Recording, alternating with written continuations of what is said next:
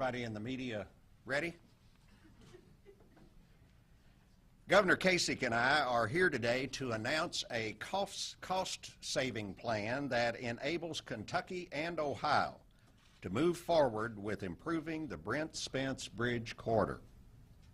Before I tell you about the plan, I want to tell you a story about two states with a big problem.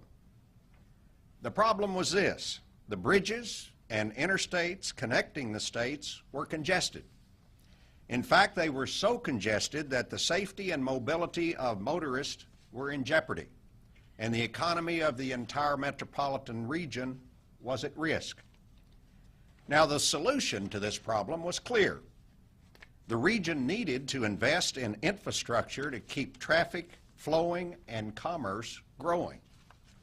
But that investment had a cost, and anxiety over that cost kept the region from acting for years. Day after day, month after month, year after year, officials found it easier to argue over dollars than to embrace common sense and move forward. And nothing improved.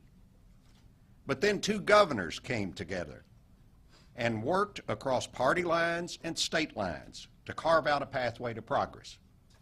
They listened to citizens, business leaders, engineers, and financial experts. Together, they forged a compromise that got the job done. Now, as I know you know, I'm not talking about Kentucky and Ohio. I'm talking about Kentucky and Indiana. 90 miles down the river from here, 4 years ago. And today, if you go down to Louisville in southern Indiana, you can see the product of that partnership rising out of the Ohio River. The Ohio River Bridges Project is adding not one, but two new bridges, and renovating an existing bridge, and reconstructing interchanges on both sides of the river. And less than a year from now, cars and trucks will be driving across the new downtown crossing. And by the end of 2016, the entire project will be complete. Commitment, compromise, cooperation. With these driving forces at work, Indiana and Kentucky turned a problem into progress. Progress that's already paying off with new jobs and new economic investment in the Louisville and southern Indiana region. Now, I shared that story because Governor Kasich and I are replicating that same success story.